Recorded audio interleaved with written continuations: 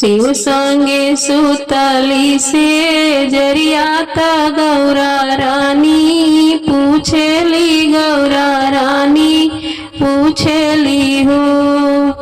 शिव जी कौने का व्रत हमा करी तपिया के उमर बढ़े से नूराया मर होवे हो शिव संगे सुतली से जरियात गौरा रानी पूछे ता गौरा रानी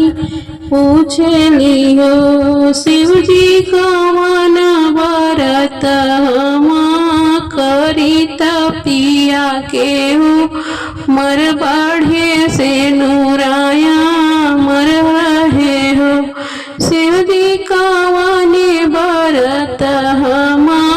करी तपिया के मर बढ़े से नूराया मर रहे हो इतना बचन शिव जी सुन ले मन ही मुस्काए मन ही मुस्काले न हो गौरा तीज के तू करी हबरतिया तपिया के मर बढ़े पिया के मर बढ़े से नूराया मर रहे हो गौरा तीज के तू करी हबरतिया तपिया के मर बढ़े से नूराया मर रहे हो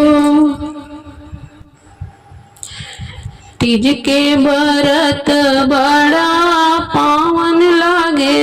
लागे मना भावन हो तीज के व्रत बड़ा पावन लागे बड़ा मना भावन लागे हो गौरा नीरा जल रही है नीरा हारत शिव के माँ नहीं हत शिव पूजन जय हत 16 हो सिंगार करिह हो गौरा नीरा जल रही नीरा हारत शिव के पूजन जय 16 हो सिंगार करिह 16 हो सिंगार करिह हो सगरी सुहागिन करबारतिया तपिया का उमर मांगे पिया के उमर मांगे हो सगरी सुहागिन करबारतिया तपिया के उमर मांगे पिया के उमर मांगे हो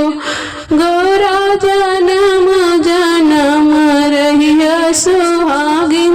से नूराया मर रही से नूराया मर रही हो गौरा जन्म जन्म रही सुहागिन से नूराया मर रही से नूराया मर रही हो गौरा तीज के तू रही हबरतिया तपिया के उमर बढ़े पिया के उमर बढ़े से नूराया